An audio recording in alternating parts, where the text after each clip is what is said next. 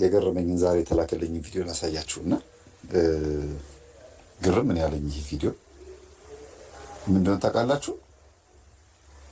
ከቪዲዮ ውስጥ የገረመኝ ይሄ ፕሮግራም መቼም የማያውቀው የለም።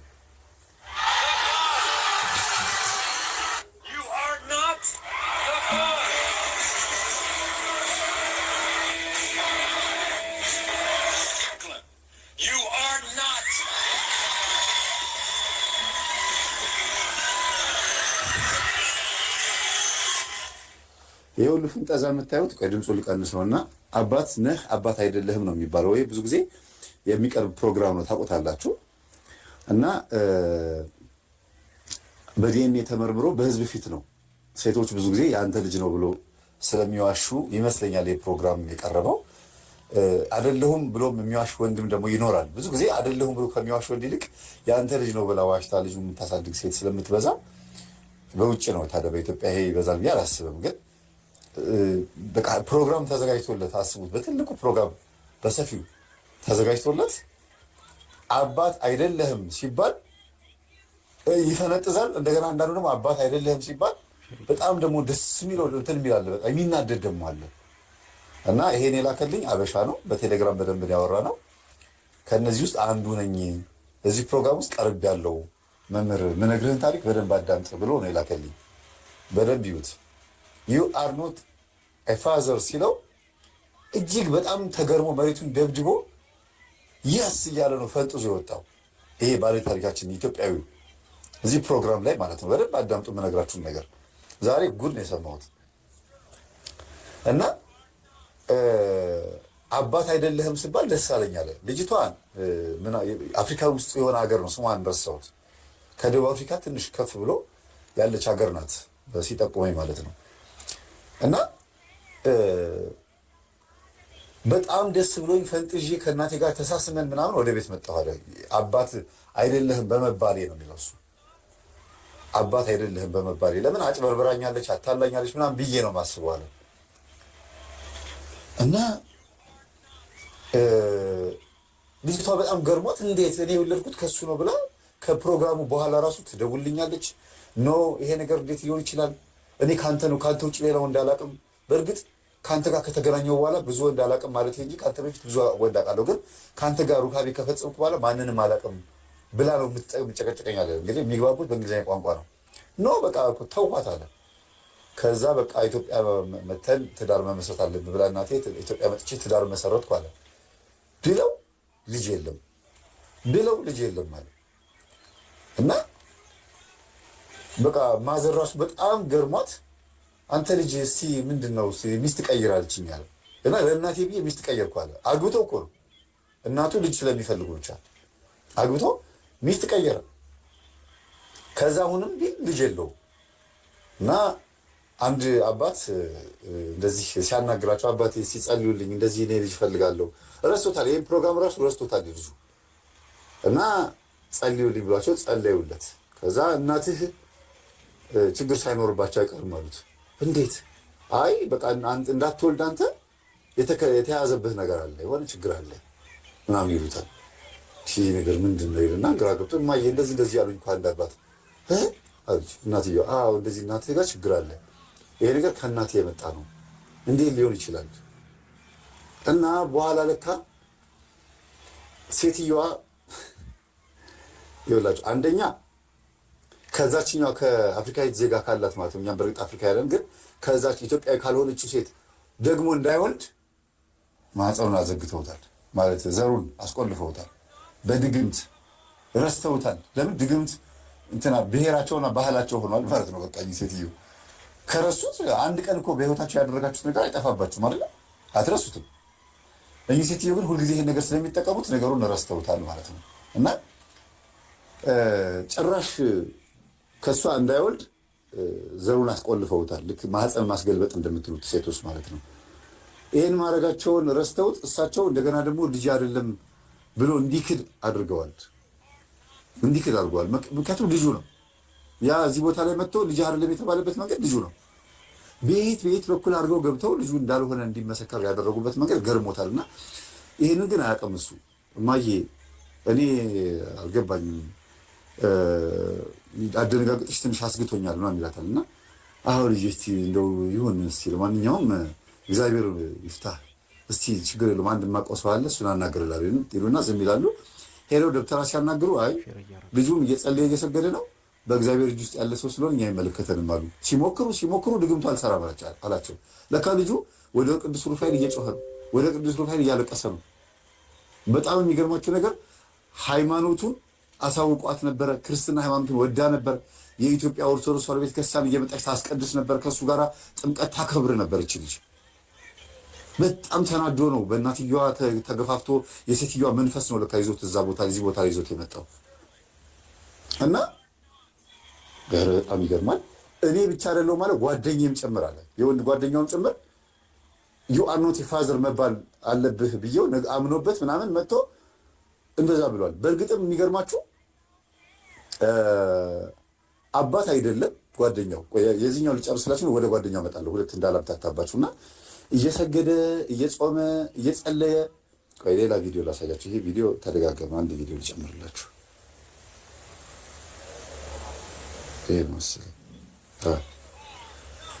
እየሰገደ ቅዱስ ሩፋኤልን እየተማጸነ በጣም በሚገርም መልኩ ማለት ነው እያለቀሰ ማለት ነው እባክህን ልጅ ስጠኝ እኔ ሌላ ሴት ካሁን በኋላ ማግባት አልፈልግም ሲል ጊዜ በጣም ይገርማል። እናትየዋ እያለቀሱ አገኛቸው። ሆዴን ቆረጠኝ፣ በቃ ልጄን መንገር አለብኝ እና እኔ ዲኤንኤውንም አሳስቻለሁ እንደገናም ደግሞ ማህፀንንም አዘግቻለሁ ምናምን ቀንስሐ ገቡ ሴትዮዋ። ዋው ቅዱስ ሩፋኤል ዋው ቅዱስ ሩፋኤል እያለ ወዲያው ትኬት ቆርጦ ወደ ውጭ ልጅቷ ጋር እየሮጠ ሄደ። ሲሄድ ልጅቷ ገብታለች። በጣም አዘነ፣ በጣም ተናደደ። አዘንኩ አለ፣ በቃ ተናደድኩ አለ። ከዛ ባልየው ምንድን ነው አለ፣ እንደዚህ ሆኗን ብሎ ስለ እናቱ ክፋት ስለምናምን አጠቃላይ በስሜት ሆኖ ሲናገር እባክህ እኔ ዝም ብዬ ለዝሙት ነው የቀረብኳት፣ ለገንዘቧ ነው የቀረብኳት፣ ድሃ ነች አልፈልጋትም፣ ውሰዳት ከፈለክ ብሎ አልሄድም ለዝሙት ዝም ብዬ ነው ለመደበሪያ የቀረብኩት ዋት ያለች ይችኛዋ ጥቁሯ ደግሞ ተናዳ፣ ያው ታውቋቸዋላችሁ ሲያብዱ እንደዚህ ነው የሚያብዱት፣ እብዶች ናቸው ጥቁሮች ሴቶች ማለት ነው።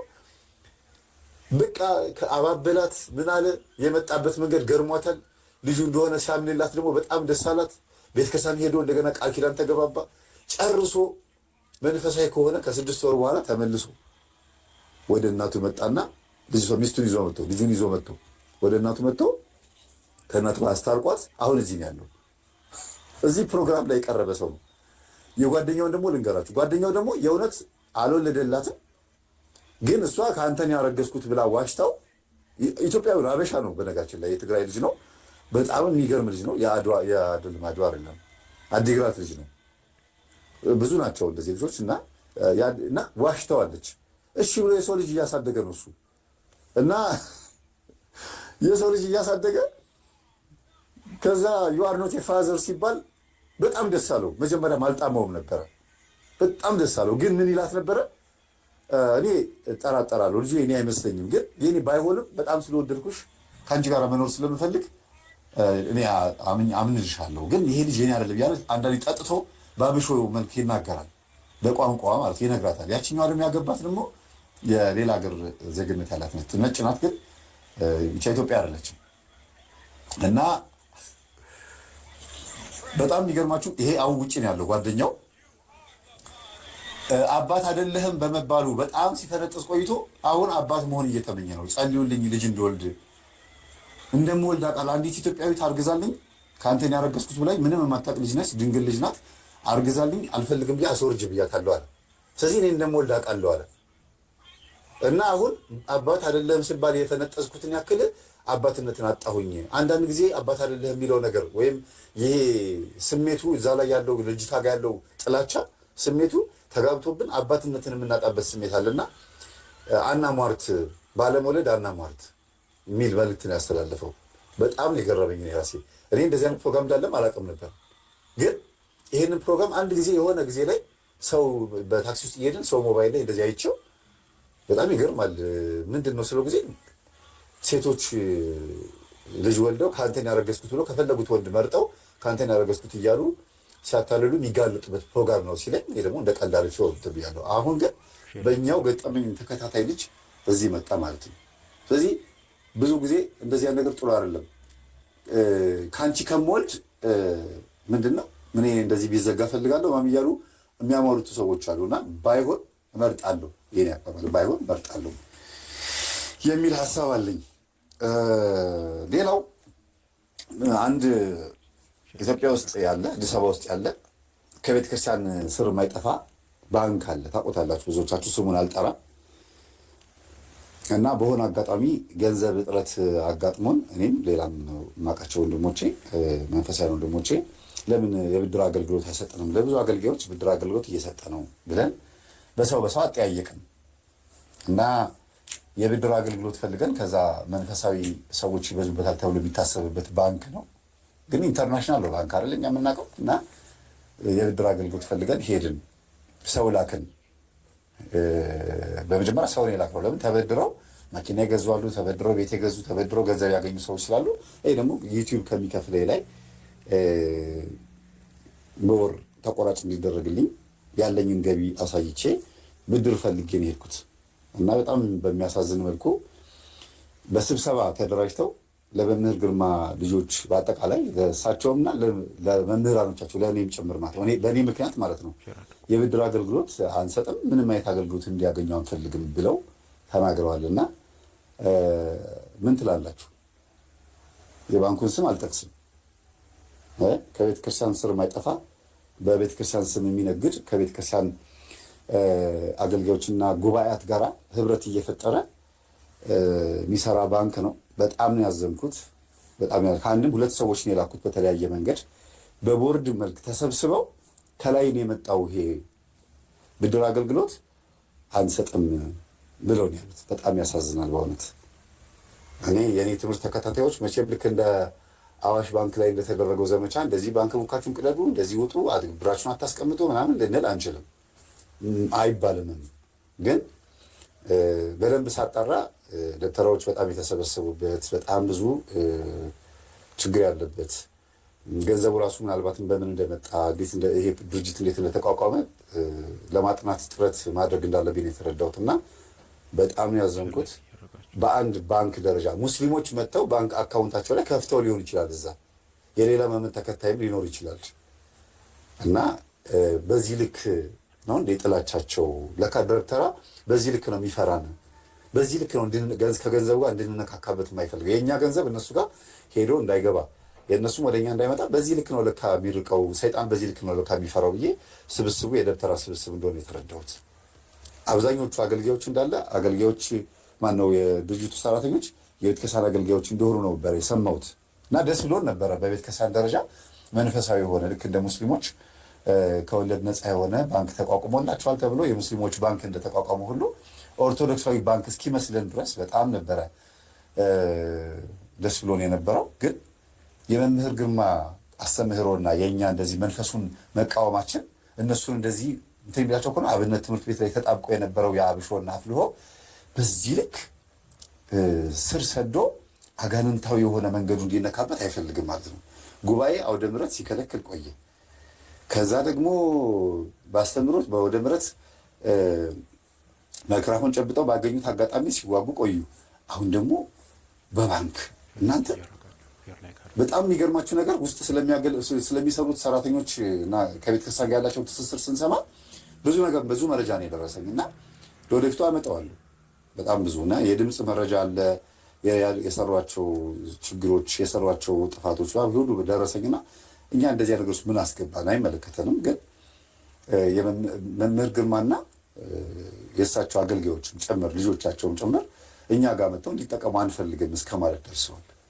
ስለዚህ ባንኩ ኢንተርናሽናል አይደለም ማለት ነው፣ ሃይማኖታዊ ባንክ ነው። ስለዚህ መንግስት ይሄን ነገር ትኩረት ሊያደርግበት ይገባል ማለት ነው። ምን ማለት ነው? ባንክ ሲቋቋም ሁሉም ሰው መጥቶ ገንዘብ እንዲያስቀምጥ፣ እንዲያወጣ፣ እንዲያስገባ፣ እንዲበደር ነው አይደል? እንዴት ለእነንትና አልሰጥም ለእነንትና እሰጣለሁ ይባላል? የገቢ ምንጩ ታይቶ ካፒታል አቅም ያለው ሰው ከሆነ መበደር ይችላል። ህጉ የሚፈቅድለት ከሆነ እና የተጻፈውን ስታንዳርድ የሚያልፍ ከሆነ መበደር ይችላል አለ። በጣም ነው የገረመኝ። ለማንኛውም ለመጽሐፍ ማሳተሚያም ለአንዳንድ ተማሪዎች ለእንደዚህ አይነት ለግል እንቅስቃሴዎች እንዲጠቅመኝ ብዬ ነበረ የብድር አገልግሎት ጠይቃል የነበረው። በጣም በሚያሳዝን መልኩ ከዚህ ባንክ ጋራ እኔ ብቻ ሳልሆን ሀሳቤን የሚደግፉ ሰዎችም የሚቆራረጡ ይመስለኛል ብዬ አስባለሁ። በጣም ያዘንኩት በጣም